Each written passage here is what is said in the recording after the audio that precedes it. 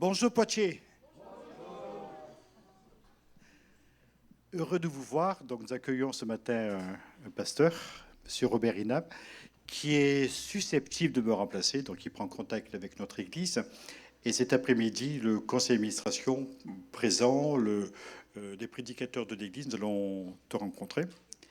On va parler avec notre frère, savoir un petit peu ce qu'il envisage pour l'avenir de notre Église. Puis pour moi, c'est important parce que ça sera mon pasteur. Donc il faut que je fasse ça sérieusement aussi. En tout cas, nous voulons nous réjouir ce matin tous ensemble sous le regard de Jésus. Je ne sais pas s'il y a des gens derrière. Non. Il y a 2 ou 3 voix isolées, mais il y a plus de place dans le lieu de culte. Ici, non. Bon. Je vous propose que l'on prie ensemble. On va s'incliner, demander à notre Père Céleste de bénir cette matinée. Et nous sommes contents de nous retrouver et nous voulons nous réjouir ensemble. Notre Père, nous sommes vraiment heureux d'être dans ce lieu pour cette journée, en tout cas pour cette matinée sous ton regard. Et nous voulons vivre ces moments comme étant des moments forts et privilégiés pour nous. Te demandons, Seigneur, de nous bénir chacun pour notre part et de bénir notre frère au milieu de nous qui se sentent à l'aise, heureux, Seigneur, et que nous puissions prendre contact les uns les autres, tout cela pour l'avancement de ton règne. Bénis cette matinée, Seigneur, visite chacun de nous. Tu connais ceux qui n'osent pas trop bouger, Seigneur, de chez eux. Je demande de les visiter maintenant à l'heure de la prière et peut-être de les secouer un petit peu, Seigneur. Je te prie aussi, Seigneur, que chacun de nous reçoive quelque chose de particulier et de fort de ta part. Quelque chose, Seigneur, qui stimule notre vie, qui nous transforme et nous rend de plus en plus conformes à ton image. Béni sois-tu, notre Père, au nom de Jésus. Amen. Voilà, eh bien, Valérie et Marie-Valérie vont s'approcher pour nous conduire dans le chant. Et merci à l'orchestre, merci à chacun, à la vidéo, merci à la vidéo-projection, merci aussi aux enregistrements et à la sonorisation. Que Dieu nous garde. Amen.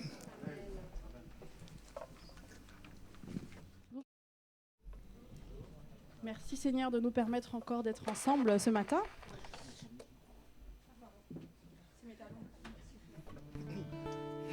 Est-ce que vous connaissez le psaume le plus court de la Bible ? Ah. Oui, 117. Bravo Gérald. Oui, c'est celui qui nous dit « Louez l'Éternel, vous toutes les nations, célébrez-le, vous tous les peuples, car sa bonté pour nous est grande et sa fidélité durera toujours. » Nous sommes tous appelés ce matin à célébrer Dieu. Alors laissons entrer le roi de gloire parmi nous.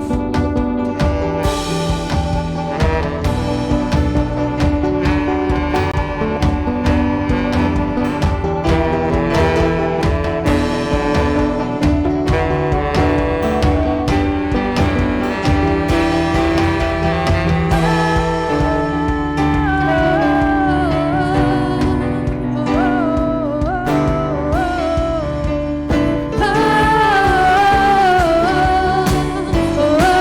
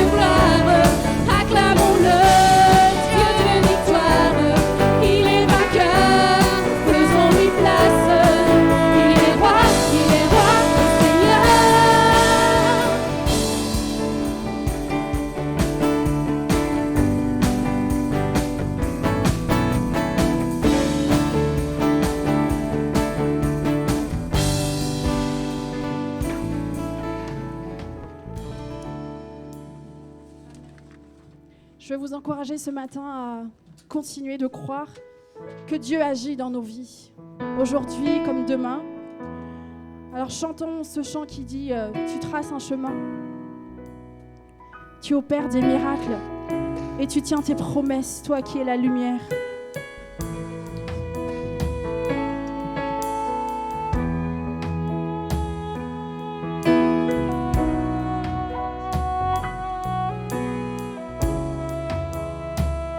Tu es là, présent parmi nous. Je t'adore, oui je t'adore. Tu es là, agissant parmi nous. Je t'adore, je t'adore. Tu traces un chemin, opères des miracles, tu tiens tes promesses, lumière dans les ténèbres. Mon Dieu, c'est ce que tu es.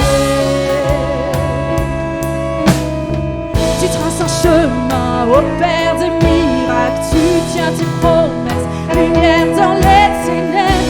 Mon Dieu, c'est ce que tu es. Tu es là,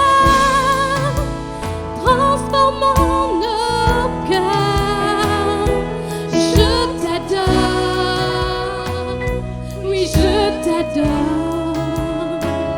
Tu es là, guérissant nos cœurs. Je t'adore, oui je t'adore. Tu es là, transformant nos vies. Je t'adore, oui je t'adore. Tu es là, tu restaures les cœurs brisés. Je t'adore, oui je t'adore.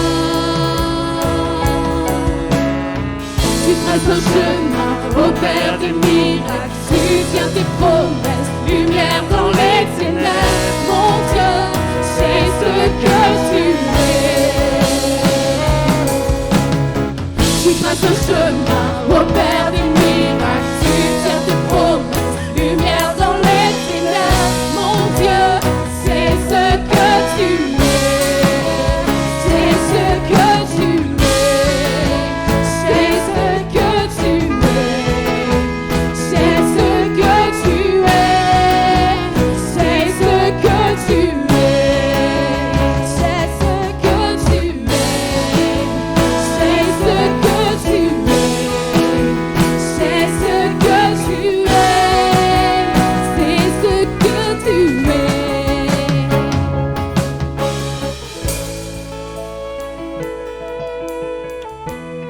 Croyons qu'il est là ce matin. Oui, croyons que Jésus agit pour nous.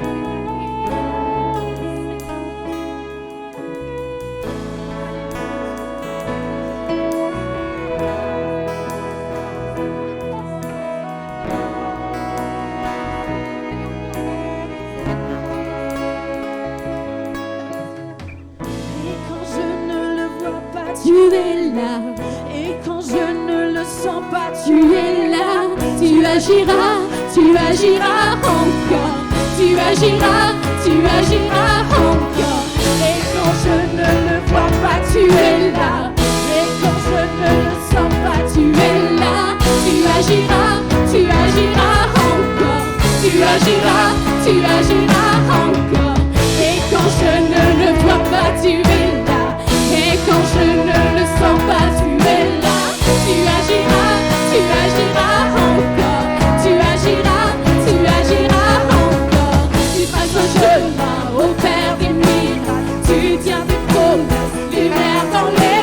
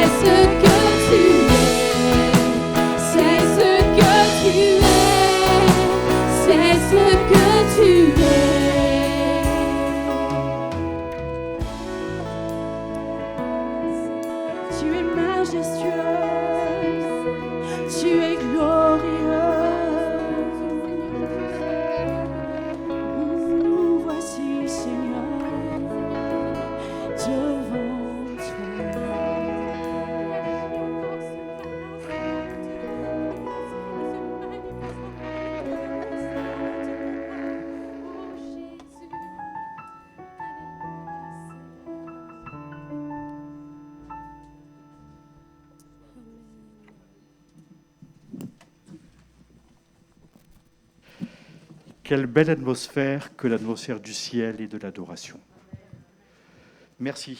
Merci beaucoup à tous les musiciens.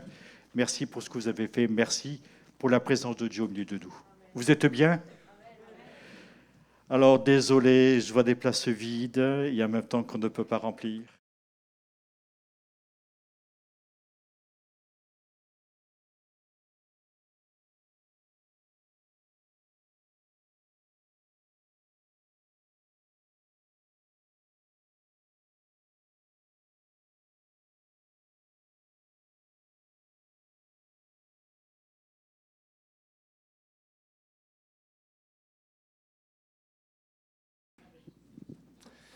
Voilà, gloire à Dieu. Bonjour à chacun et merci de m'accueillir dans ce lieu. C'est une joie pour moi d'être là au milieu de vous. Donc, je viens de l'église de Brive, la Gaillarde. Donc, vous connaissez un petit peu la Corrèze? C'est juste après Limoges. Donc, voilà. Donc, on est dans une assemblée donc, avec 3 annexes. Donc, je m'occupe de cette assemblée. Donc, ça fait déjà quelques années que j'y suis. Et en tout cas, je voudrais vous transmettre les salutations des frères et sœurs qui sont appelés comme vous à occuper le ciel. Voilà, on va se supporter définitivement, éternellement, si le Seigneur nous permet bien sûr d'arriver jusqu'au bout. Amen. Alors, je voudrais partager avec vous donc un message qui se trouve dans le prophète Jérémie, chapitre 18. À partir du verset, normalement à partir du verset 7, mais je voudrais lire le verset premier avant. Chapitre 38, verset 1er de Jérémie. Shephasia, fils de Matan, Guédalia, fils de Pashur, Jucal, fils de Shelemia,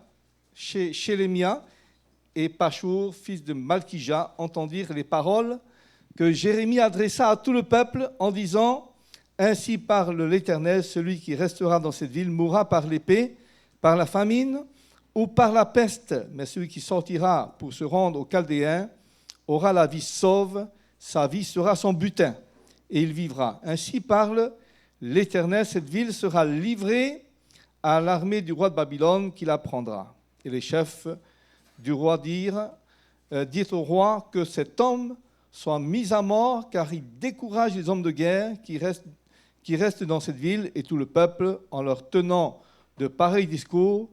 Cet homme ne cherche pas le bien de ce peuple, et il ne veut que son malheur. Le roi Sédécias répondit: voici, il est entre vos mains, car le roi ne peut rien contre vous. Alors il prit Jérémie et le jetèrent dans la citerne de Malkija, fils du roi, laquelle se trouvait dans la cour de la prison. Ils descendirent Jérémie avec des cordes.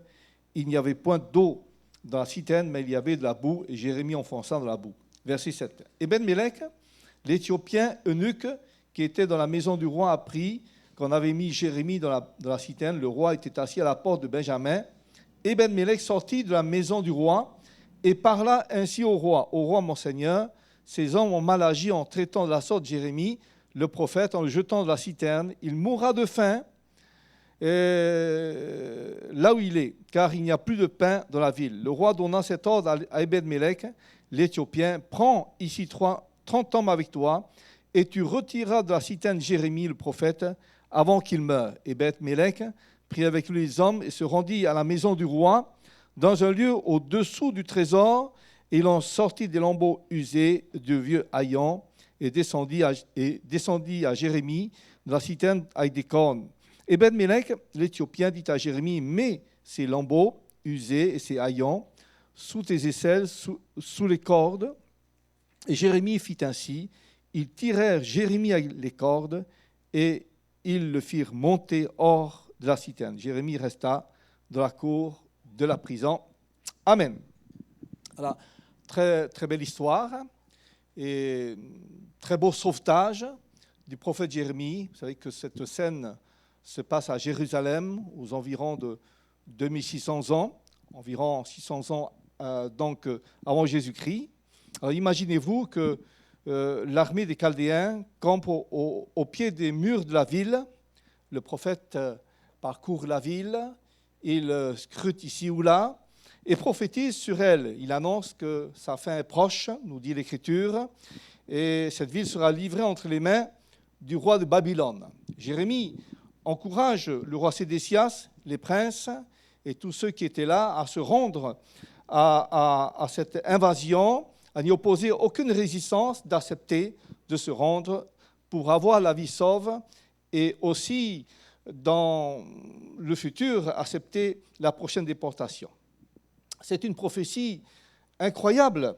Le peuple peut-être s'attendait à un message d'espoir, de délivrance, aurait pu entendre quelque chose de plus encourageant que de subir, en tout cas, l'invasion des Babyloniens. Mais au lieu de cela, c'est la ruine, c'est la déportation qui est annoncée. J'imagine que ça n'a pas dû être facile, et c'est jamais facile d'être serviteur de Dieu, d'être prophète, d'être au service de Dieu, quand il s'agit d'annoncer la parole de Dieu dans un contexte de vie qui ne plaise pas à Dieu et qui nécessite certainement de dire la vérité, non pas de taire la vérité, mais d'annoncer la vérité en temps de crise, de déclin de la foi. En tout cas, les gens ont souvent besoin d'entendre des choses agréables, des choses qui justifient un petit peu leurs actions, des paroles qui les rassurent, quitte aussi à couvrir leur mauvais comportement, leurs actions, leurs péchés. Et parfois, on a du mal à être confronté à sa propre réalité spirituelle, à sa propre condition devant Dieu. Pourtant, la vérité, c'est ce qu'il fallait annoncer. C'est certainement la seule façon de dénouer ces crises, mais aussi pour certains de sortir vainqueurs, puisque Jésus a dit, vous connaîtrez la vérité et la vérité vous affranchira. Alors Jérémie est le prophète, je veux dire comme ça, de la vérité. Il ne cachait pas les choses qu'il avait reçues de la part de Dieu. Il recevait des choses de Dieu, mais il fallait aussi qu'il annonce selon ce que Dieu lui demandait de le faire. Et en disant la vérité de Dieu, Jérémie n'a pas choisi la voie de la facilité. C'est jamais la voie de la facilité quand on veut dire les choses, quand on veut dire les choses qui sont selon la parole de Dieu, non pas notre vérité à nous, mais ce que nous recevons de la part du Seigneur. En tout cas, son obéissance à Dieu a suscité auprès des gens impies des railleries, du mépris, de la classe dirigeante, de la colère, l'animosité, de l'opposition. Et voici leur réaction, que cet homme soit mis à mort. Que cet homme soit mis à mort, car il décourage les hommes de guerre qui restent dans cette ville et tout le peuple en leur tenant de pareils conseils. Cet homme ne cherche pas le bien du peuple, il ne veut que son malheur. C'est un terrible constat.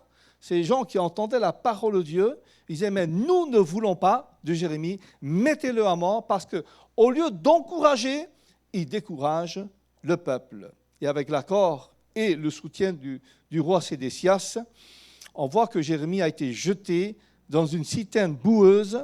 Il n'y avait pas d'eau, mais il y avait beaucoup de boue dans laquelle il s'enfonça, mettant en péril sa vie. Donc j'imagine que la boue a commencé à envahir son corps. Je voudrais donc en parallèle citer le passage de Paul dans 2 Timothée 3, verset 11. Paul dit ceci, « À quelle souffrance n'ai-je pas été exposé à Antioche, à Icône, à Lystre? Quelle persécution n'ai-je pas supportée? Mais le Seigneur m'a délivré de toutes. Or, tous ceux qui veulent vivre pieusement pour Jésus-Christ, en tout cas, seront persécutés. » Ainsi, nous voyons qu'avec le privilège et la joie de servir Dieu, parce que c'est quand même un privilège, quand même une joie de pouvoir servir le Seigneur, servir le roi des rois, d'être mis à part pour le servir. Il y a aussi la souffrance quand on est un serviteur ou une servante qui aime Dieu, quand on est quelqu'un qui marche dans l'obéissance et qui a comme ancrage la vérité. Alors, mon frère, ma sœur, vivre dans la vérité exige une obéissance complète. Une obéissance complète et exclusive au Seigneur. Cette obéissance n'est pas simplement une obéissance cérébrale. Vous voyez, c'est juste dans la tête, oui, j'obéis au Seigneur, mais elle demande l'engagement de notre corps. Elle demande tout. Elle demande tout, l'obéissance à Dieu demande tout. Le corps, l'âme et l'esprit. Parfois, il y a des gens qui obéissent simplement dans la tête, mais il n'y a pas le corps qui suit, il n'y a pas l'âme, il n'y a pas l'esprit. Pourtant, chaque fois, lorsque nous nous engageons à Dieu et lorsque nous manifestons le désir de lui obéir, il y a, comme dans la sanctification, tout notre être qui est appelé à être engagé pour Dieu. Donc, l'obéissance est renoncement aux œuvres mortes et à toute prétention de gloire personnelle, de popularité. Il aurait pu dire, mais je vais faire plaisir à ces gens, pour être populaire, pour être accepté de ces gens-là. Mais il a accepté cette obéissance-là, c'est-à-dire le renoncement à tout désir de popularité. L'obéissance n'a pas pour but, que le plaisir de Dieu et la participation, n'a pas pour but que le plaisir humain, mais a pour but le plaisir de Dieu et l'accomplissement, de ses desseins à travers notre vie. Alors, ce que je sais, c'est que l'obéissance au Seigneur sera toujours récompensée. Et combien même il y aurait un prix à payer dans l'obéissance, un prix à payer qui coûte peut-être notre réputation, qui peut coûter notre propre vie, le Seigneur trouvera toujours le moyen de nous en délivrer. En tout cas, notre récompense est en lui, la récompense de notre foi est dans la personne de Jésus. Alors, dans sa souffrance et dans ses doutes, dans ses questionnements, Jérémie va trouver un allié de taille, un ami improbable pour le sortir de son trou, de la profondeur de son enfermement, de la boue qui aurait fini par le tuer. Et je voudrais vous parler donc ce matin d'Ébed-Mélech, que le Seigneur a suscité pour le sauver de la mort. Ébed-Mélech, c'est-à-dire Ébed-Mélech signifie serviteur du roi. C'est un eunuque d'origine éthiopienne. Un eunuque, c'est un homme qui a été castré, souvent l'ablation des testicules. Et le mot grec ancien le désigne, donne comme signification de l'eunuque qu'il est le gardien du harem, gardien des femmes. Vous savez que dans la Chine ancienne, la castration était à la fois une punition traditionnelle, mais aussi un moyen d'obtenir un emploi dans le service impérial. La valeur d'un tel poste était importante parce qu'elle pouvait permettre d'obtenir un pouvoir immense qui dépassait parfois donc les ministres ou le Premier ministre. Dans la Bible hébraïque, donc on évoque également ce mot dans la racine qui a le sens de castré, a été traduit par eunuque. Eunuque, qui peut aussi désigner celui qui n'a pas de descendance. Un eunuque n'a pas de descendance. Il est consacré, il n'a pas de descendance. C'est un étranger, c'est un serviteur ou un chambellan et un haut fonctionnaire du pouvoir comme le fut Ébed-Mélech. C'était un eunuque, mais c'était aussi un fonctionnaire du roi. C'est pour ça qu'il était le serviteur qui était auprès du roi Sédécias. Vous savez que la castration était une pratique des peuples alentours et la loi dans Mosaïque de Moïse interdisait cette pratique chez l'homme, même chez la femme, mais aussi chez l'animal. Et habituellement, souvent, les eunuques qui étaient en Israël, c'était des étrangers. Donc, a priori, ils ne pouvaient pas participer à l'assemblée, au peuple d'Israël, c'est-à-dire à l'assemblée au sein du peuple pour célébrer l'Éternel. Ils n'avaient pas le droit. Mais on sait également que sous la royauté juive, cette institution va faire face à cette réalité et va accueillir aussi l'eunuque de la communauté. Il y a une promesse dans Isaïe 56, verset 3, qui dit ceci, que l'étranger qui s'attache à l'Éternel ne dise pas « l'Éternel me séparera de son peuple » et que l'eunuque ne dise pas « voici, je suis un arbre sec ». Un arbre sec, c'est-à-dire stérile, car ainsi parle l'Éternel aux eunuques qui garderont mes sabbats, qui choisiront ce qui m'est agréable et qui persévéreront dans mon alliance, je donnerai dans ma maison et dans mes murs une place et un nom préférable à des fils et à des filles, je leur donnerai un nom éternel qui ne périra pas. Donc, c'était aussi une position, un statut qui était spécial en Israël, mais il y avait aussi la promesse de Dieu à l'égard de ceux qui étaient croyants, de ceux qui étaient obéissants et qui marchaient selon Dieu. Dans le Nouveau Testament, juste pour terminer sur le mot eunuque, il est fait allusion aux différents types d'eunuques. Matthieu 19, verset 12, Jésus dit « Il y a des eunuques qui le sont dès le ventre de leur mère, et il y en a qui le sont devenus par les hommes, et il y en a aussi qui se sont rendus eux-mêmes eunuques à cause du royaume de Dieu. » Que celui qui peut comprendre cela comprenne.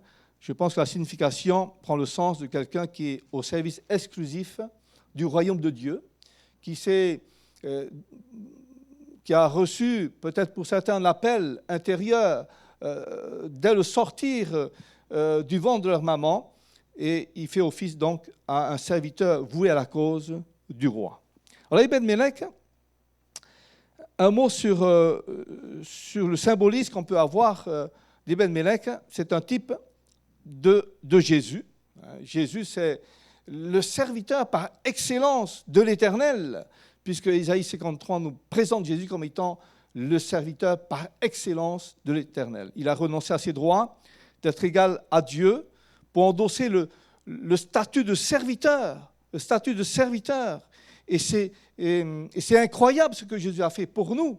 Dans Philippiens chapitre 2, verset 8, existant en forme de Dieu, il n'a pas regardé son égalité comme une proie à arracher d'être égal avec Dieu, mais il s'est dépouillé lui-même en prenant une forme de serviteur, et il ira même plus loin en devenant semblable aux hommes, ayant paru comme un simple homme et en se rendant obéissant jusqu'à la mort, même la mort de la croix.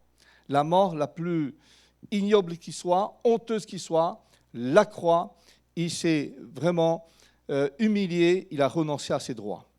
Il est aussi le serviteur de l'Éternel, sauveur, un serviteur sauveur, un sauveur improbable.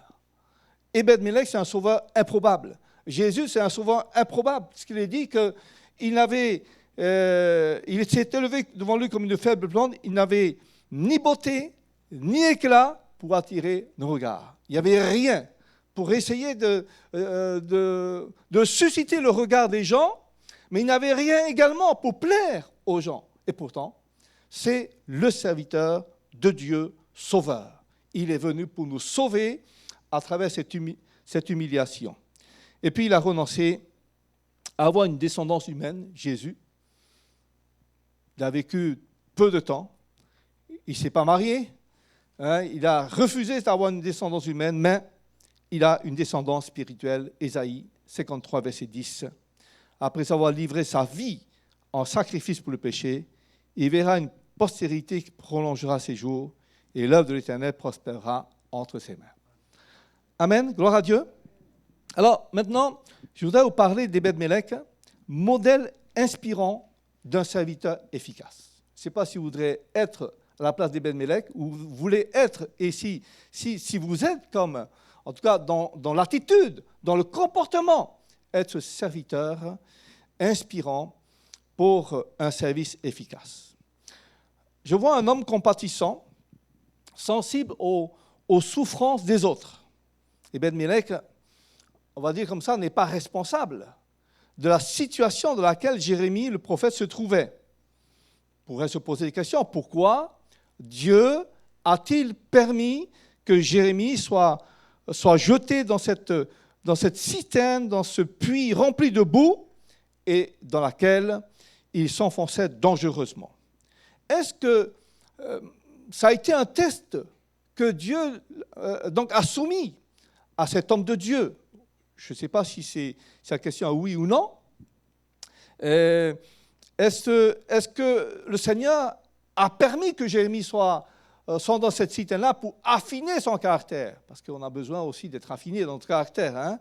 Et parfois on dit, mais c'est comme ça, vous devez m'accepter tel que je suis, c'est mon caractère. Oui, mais tu peux changer, tu peux être transformé, puisque le Saint-Esprit est là pour te changer. Et soyez transformés par le renouvellement de votre intelligence.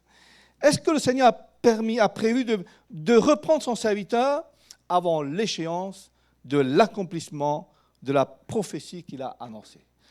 Une foule de questions qu'on pourrait se poser, et que cet homme aurait pu se poser et qui aurait justifié le fait qu'il serait inutile, qu'il court le risque, lui, Ebed-Mélec, de vouloir sauver Jérémie. Et peut-être s'est-il dit, c'est la volonté de Dieu qu'il soit ainsi. Comme parfois, lorsqu'on est démuni sans force, on se dit, mais eh bien, c'est la volonté de Dieu que je sois ainsi. Peut-être pas, peut-être que oui, peut-être que pas, on ne sait pas. Peut-être que c'est à cause de l'opposition, on ne sait pas. Mais en tout cas, on aurait pu se poser des questions. Lui, il aurait pu dire, mais finalement, si c'est la volonté de Dieu, mais je laisse faire. Je ne bouge pas. Je serai uniquement serviteur du roi, mais je ne bouge pas, je ne sais pas de mener une action pour sauver Jérémie. Il y a tellement de choses, de réflexions qui peuvent nous rendre indifférents aux besoins des autres. Autour de nous, il y a des besoins, vous le savez comme moi, surtout dans cette période de pandémie, et les besoins étaient déjà là, mais la souffrance s'amplifie parce qu'on se sent seul, parce qu'on ne sait pas vers qui se tourner, on se sent délaissé, voilà. Et puis, quand on est seul, il y a tellement de pensées négatives qui se dressent à notre esprit, qui font qu'on peut être déprimé pour certains. Et il y a tellement de choses qui peuvent nous rendre indifférents et qui paralysent nos actions, notre vocation de disciples de Jésus. Tellement on se dit, mais on ne peut rien faire. Il y a la pandémie. Oui, mais parce qu'il y a ceci, parce qu'il y a cela, eh bien, je n'irai pas parce qu'on est bloqué. Nous pourrons nous comporter comme ce sacrificateur, ce lévite, qui est confronté à la souffrance, à la détresse de cet homme que les brigands ont laissé pour mort. La parabole du bon samaritain. Ah, il n'est pas mort, ça va. Je peux passer à côté. Il vérifie, il est encore vivant, il est blessé, certes, mais je passe à côté parce que j'ai bien d'autres choses à faire. Alors que ce Samaritain, donc, ces gens-là étaient les plus aptes à pouvoir aider cet homme, mais ils ne l'ont pas fait. Et leur vocation même, c'était d'aider. Leur vocation, c'est d'aider. Le sacrificateur et le lévite, dans leur vocation, c'est de pouvoir aider les gens. Mais ils ne l'ont pas fait. Et c'est ce Samaritain qui s'est illustré par sa compassion, son amour pour le prochain, détesté par les Juifs, il vient sauver certainement un Juif mourant. Considéré comme un étranger déporté, il se révèle comme un frère, un ami. En tout cas, il a cultivé en lui la compassion. Ou bien nous pouvons être de ceux qui se focalisent sur eux-mêmes, sur leur propre entourage, qui sont absorbés dans l'affairement de leur petit monde, la famille, les études, mon confort personnel, mes loisirs, mes ambitions, ma petite vie d'église, que sais-je encore, tellement de choses qui peuvent, qui peuvent faire en sorte que nous négligions les autres. Jésus a donné des mises en garde à ce propos. Dans Luc 21, verset 34, prenez garde à vous-même, d'abord à vous, à votre personne, de crainte que vos cœurs ne s'apesantissent par les excès du manger et du boire, par les soucis de la vie, et que ce jour ne vienne sur vous à l'improviste. L'égoïsme étant une des caractéristiques de l'apostasie de la fin des temps, puisque Paul dit ceci, et il annonce, sachez que dans les derniers temps, il y aura des temps difficiles, les hommes seront égoïstes, amis de l'argent. Alors Ebed-Mélec était un homme qui avait de l'amour et de la compassion pour les autres. Que Dieu nous aide à avoir cet amour, cette compassion, à cultiver cette compassion. Parce que je pense que cet homme s'est rendu compte qu'il est un miraculé de la vie, un privilégié de la vie. Il est devenu serviteur du roi. Il avait un poste qui était un bon poste. Il avait une bonne situation sociale et bien acceptée du roi. Quand on a expérimenté profondément la compassion de Dieu, l'amour de Dieu, on ne peut avoir que ce désir de partager avec les autres ce que nous avons reçu de la part du Seigneur. Alléluia. Ebed-Mélec Ebed-Melech, c'est quelqu'un qui a su cultiver cette compassion, qui a su évaluer au juste prix, à sa juste valeur, la grâce de Dieu, et de pouvoir, à son tour, être un moyen de bénédiction pour ceux qui sont autour de lui. On voit également qu'Ebed-Melech est un homme juste et vertueux devant Dieu. La situation du prophète Jérémie était critique. Il avait de la boue, et cette boue pouvait atteindre jusqu'au cou. On voit un homme affamé, parce qu'il avait faim. On voit un homme qui est fatigué, exténué, était impuissant, sans force, sans solution aucune. Je pense que Jérémie a prié dans son cœur. Il a prié. Je pense qu'en tant qu'homme de Dieu, on ne peut pas rester insensible à la souffrance. Et quand on est malade, quand on est dans des difficultés, qu'est-ce qu'on fait? Notre seul recours, c'est la prière. Bien sûr, on peut frapper ici ou là. On peut avoir des amis, la famille.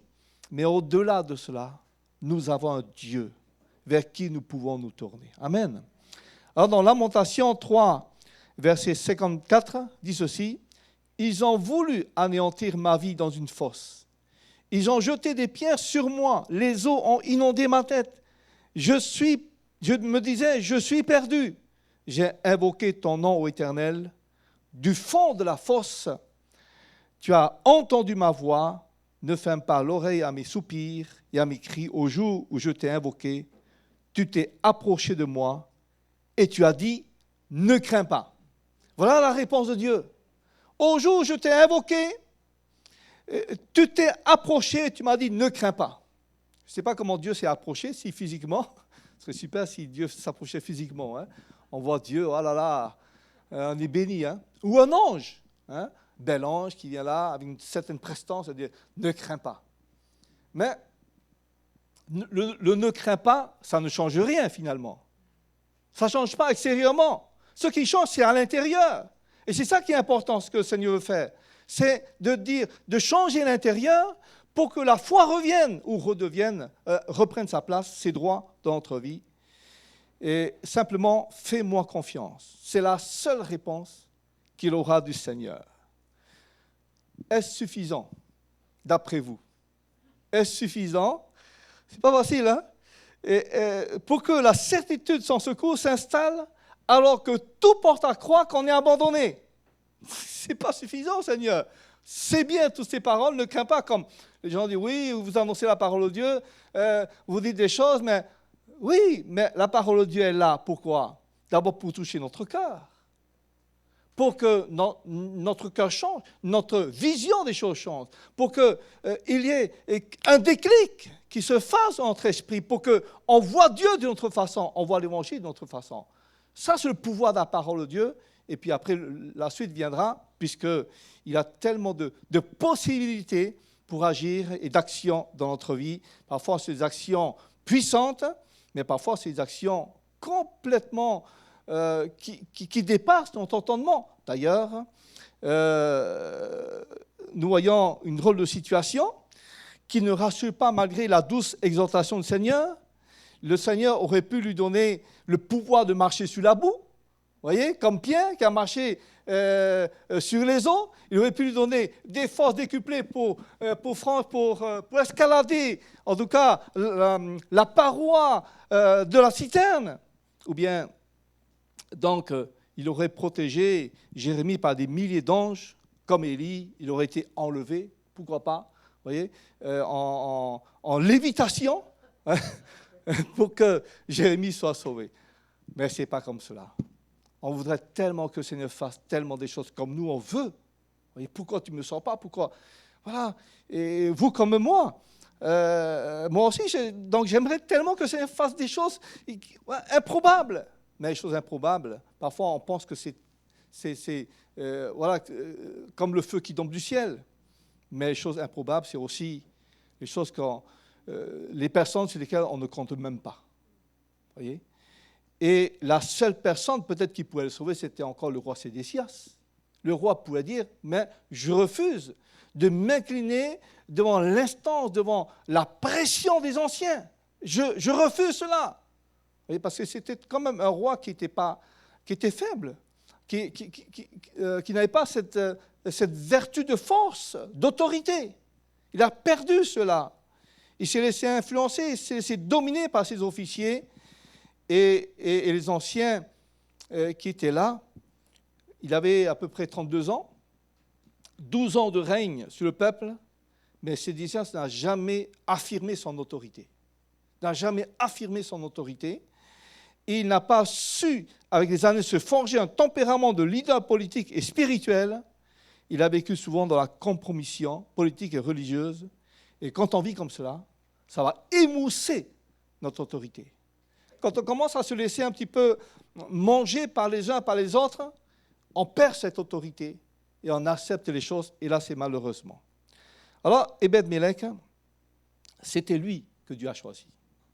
Parce qu'il était propre moralement. Il était propre moralement. Il savait discerner ce qui est bien de ce qui est mal. Il sait que Jérémie vivait une situation injuste et que le traitement qui lui a été fait n'était pas justifié. Il savait que ce que disait Jérémie venait de Dieu. Parce qu'il savait lui-même que ce que Jérémie disait, c'est vrai. Même Sédécias savait, mais il n'a pas osé affronter les anciens. Alors il dit au roi qu'ils ont mal agi en sa faveur. Ce qu'ils ont fait n'est pas bien.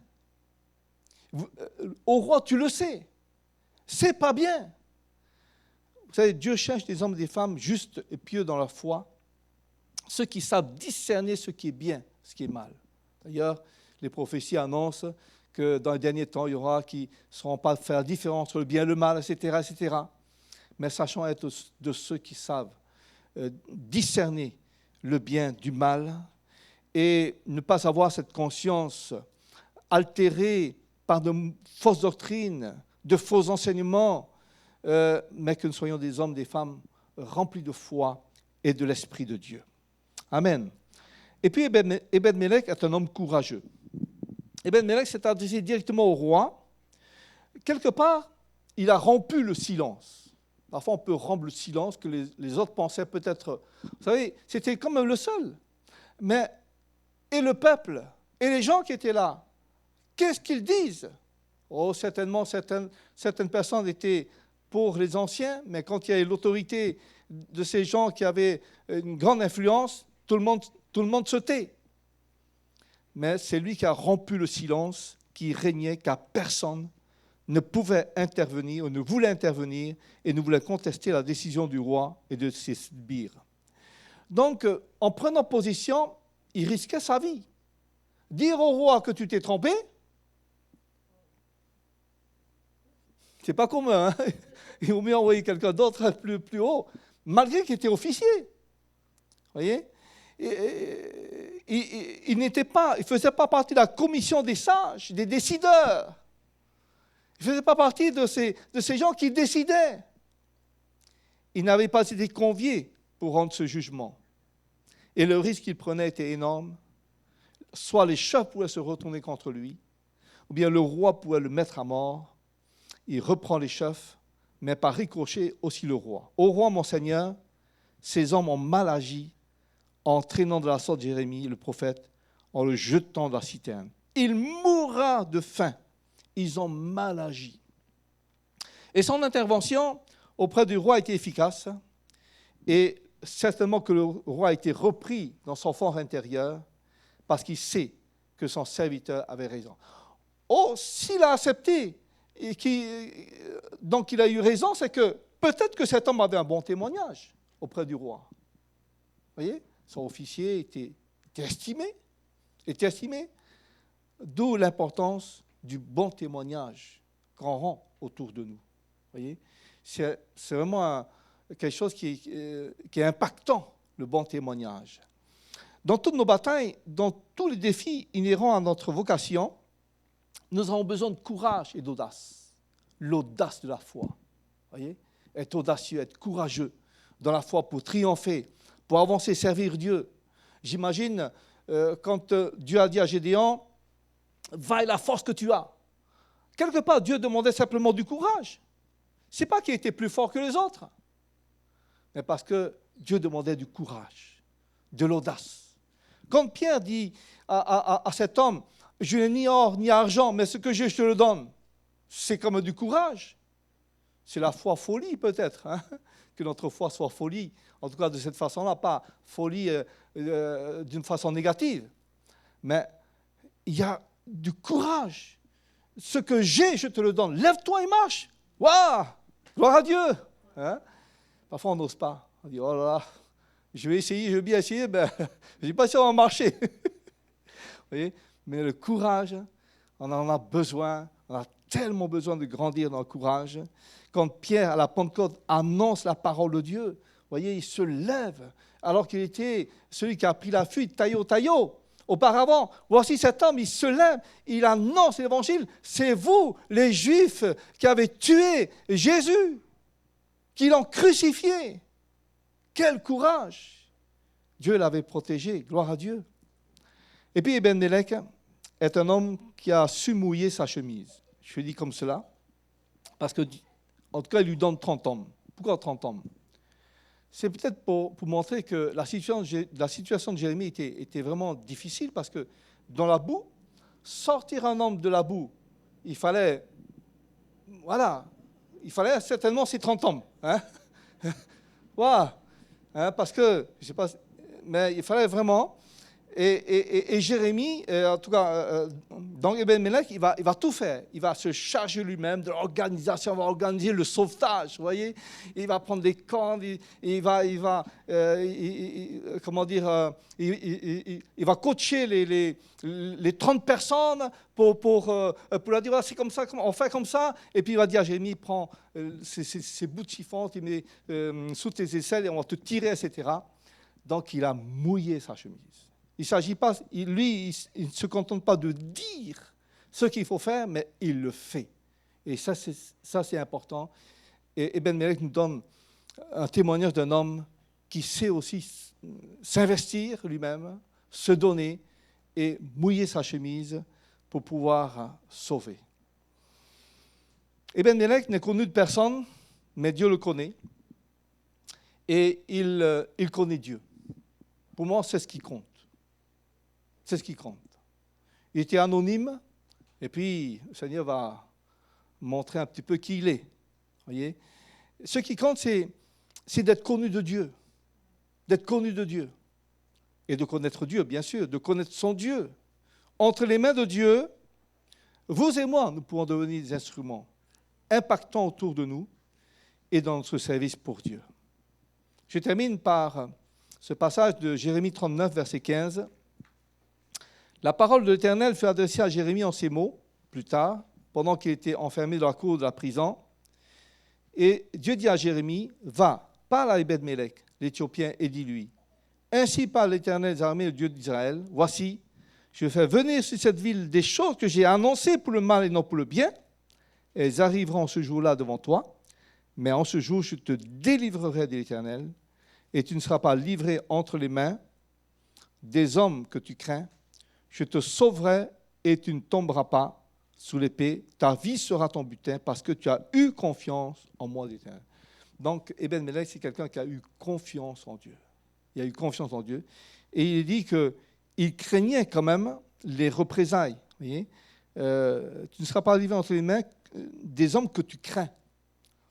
Mais Dieu l'a protégé parce qu'il a eu confiance en Dieu. Que nous puissions être de ceux en tout cas, qui manifestent une telle confiance dans le Seigneur, avoir confiance en Dieu, même dans ces moments difficiles, même dans cette période qui impacte notre vie, qui impacte notre quotidien, même dans cette période où chaque jour on entend des nouvelles qui ne sont pas du tout rassurantes. Voyez, j'ai trouvé la parade, c'est-à-dire que le matin, j'écoute les informations et puis toute la journée, je n'écoute plus rien. Voyez, je fais autre chose, hein. Louange, voilà, comme ça. Je suis préservé dans mon esprit de toutes les mauvaises nouvelles et je me sens mieux. Hein. On a besoin de garder cette confiance, hein, d'avoir confiance en Dieu. D'avoir confiance en Dieu, même si ta vie elle est un peu difficile, même si tu passes par une passe difficile. Aie confiance en Dieu. Le dire, c'est facile, hein, mais le vivre, c'est encore c'est plus difficile. Mais ce n'est pas impossible. Ce n'est pas impossible. Amen. Prions le Seigneur. Notre Père, notre Dieu, nous voulons te bénir encore ce matin pour ce moment de louange et d'adoration. Merci. Parce que nous pouvons encore te chanter, nous pouvons encore te louer, te bénir, Seigneur. Quelle joie de pouvoir le faire. Quelle joie de pouvoir aussi le faire jour après jour, chaque jour que tu nous donnes, Seigneur. C'est un jour de grâce. Alléluia. Que ton nom soit élevé ce matin, que ton nom soit glorifié. Merci pour Jésus, merci pour le Saint-Esprit, Seigneur. Merci pour ta parole également, merci pour tous ces hommes, ces femmes qui nous inspirent, qui sont des modèles, Seigneur, qui ont été là dans leur génération, des moyens de bénédiction que nous soyons également aujourd'hui, dans cette génération actuelle, des moyens de bénédiction, Seigneur, des hommes et des femmes impactants par leur foi, Seigneur, parce que tu veux bénir notre ville, tu veux bénir notre région, tu veux bénir ce pays qui a besoin de toi, que ton nom soit glorifié. Amen. Alléluia, Jésus.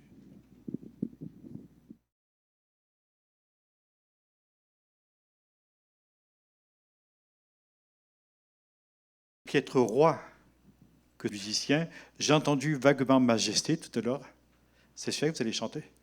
Voilà. Pendant ce temps, Hélène et la petite équipe qu'elle a constituée vont préparer la scène, vont distribuer. Nous nous attendrons et à la fin du chant, donc, nous participerons ensemble à ce repas et nous aurons un moment de louange tous ensemble.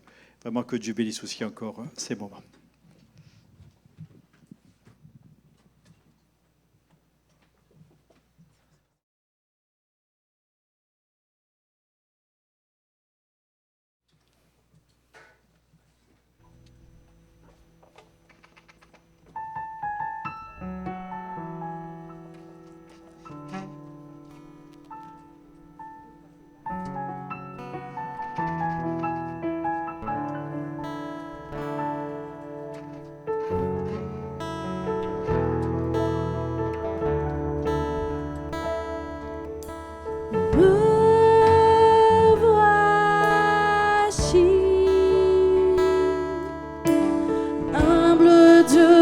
Sa majesté, Seigneur, ta grâce m'a libéré. Me voici, sachant que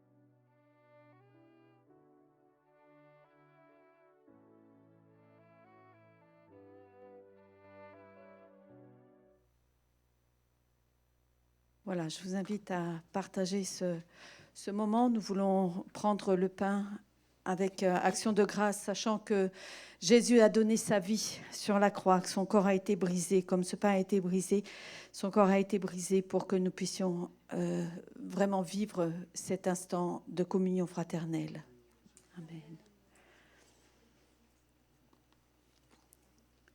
Elle est partie en feu. Béni soit ton nom, Jésus. Et nous voulons prendre ce fruit de la vigne qui nous rappelle le sang de Jésus, ce sang qui coule en nous au travers de cette vie nouvelle par le Saint-Esprit qui a été déversé en abondance sur chacun de nous et qui nous transforme, qui transforme tout notre être entier et notre caractère, comme disait notre frère ce matin. Nous voulons prendre ce fruit de la vigne en nous rappelant tout ce que le Seigneur a fait et veut faire encore dans nos vies. Amen. Nous te rendons grâce, Seigneur, pour ton immense bonté. Seigneur, qui a su transformer le cœur de cet homme, de cet esclave, de cette nuit. Il y a 2 offrandes ce matin, l'offrande du local et le deuxième offrande qui passera parmi nous. Et pendant le temps de l'offrande, on va prendre ce chant qui dit « Christ est ma joie ». J'espère que Christ est vraiment votre joie. Alléluia.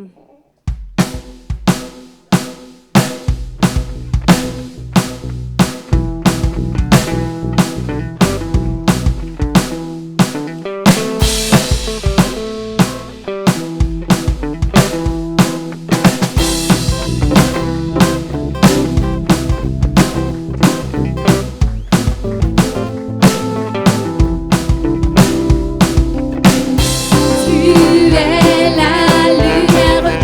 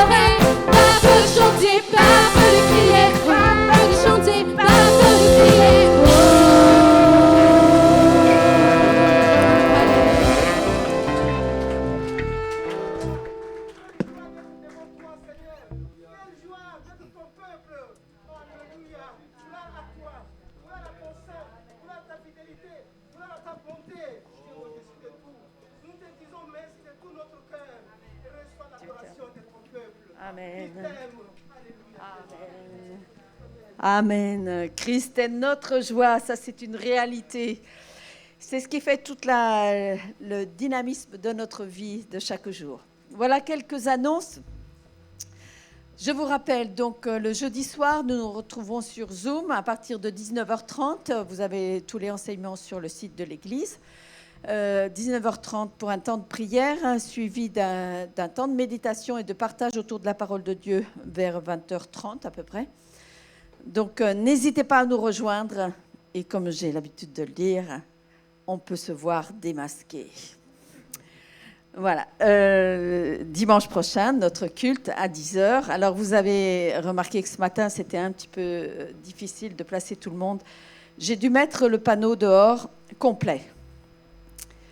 On a fermé à clé. Plus personne ne pouvait rentrer. Et la porte fut fermée. Ouais. Donc, si vous voulez vraiment une bonne place, etc., il faut être plus qu'à l'heure. Il faut être avant l'heure. Le dimanche matin, c'est plus avant l'heure, c'est pas l'heure, ou après l'heure, c'est plus l'heure. C'est avant l'heure, c'est l'heure. Voilà. Donc, merci d'être indulgent, de vous laisser faire aussi pour vous placer, peut-être vous faire déplacer comme pour gagner quelques places, parce que quand en bout de rangée, là, je vois par exemple à côté de Christelle, il y a 2 chaises, parce que... mais on peut mettre personne, malheureusement. Donc, alors, effectivement, on pourrait reprendre des inscriptions, mais je pense que vous vous sentez plus libre à venir simplement. Et en plus, ça nous évite de trop nous casser la tête, effectivement. Voilà. Donc, parce qu'il y a ceux qui s'inscrivent, qui se désinscrivent, qui s'inscrivent à l'heure, mais qui se désinscrivent la veille, d'autres qui s'inscrivent la veille. Enfin, bon, c'est compliqué. Donc, le mieux, c'est d'arriver le plus tôt possible. On va essayer d'optimiser quand même au niveau du rangement des chaises pour qu'il y ait de moins de pertes possibles de place. Voilà. Mais merci d'être indulgent avec nous, d'être bienveillant, comme on essaye de l'être avec vous. Voilà. Autrement, pas d'annonce spéciale. C'est bon? On finit avec un dernier chant? Ah non, c'était le dernier. C'était ma joie. Oui. Voilà. Voilà. Et Valérie, tu voudras prier à la fin pour rendre grâce à Dieu pour ce temps de culte. Merci.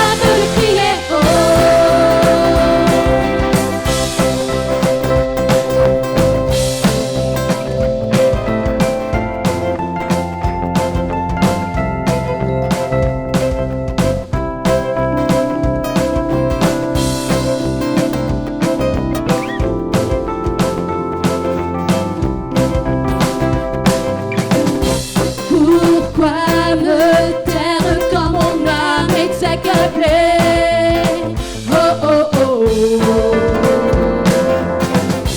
En toi j'espère, tu ne failliras jamais.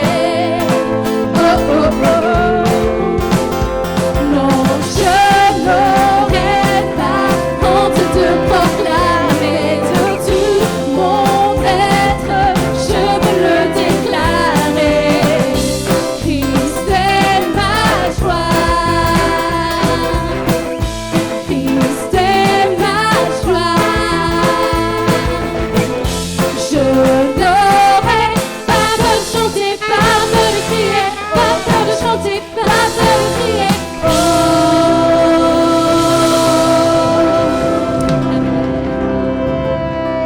Merci Seigneur Jésus pour ces moments passés en ta présence. Merci parce que tu nous fais tellement du bien, Seigneur Jésus. Tu es notre lumière, tu es notre joie et nous voulons vraiment, Seigneur, repartir d'ici avec cette joie dans nos cœurs. Que toute cette semaine, Seigneur, on puisse se rappeler que tu es là, que tu veux faire de nous, Seigneur, des femmes et des hommes courageux, Seigneur Jésus, parce que nous avons un Dieu puissant qui peut tout, Seigneur. Alors merci vraiment pour ces moments, Seigneur, et merci pour tout ce que tu vas faire encore pour nous tout au long de cette semaine. Amen. Amen. Bonne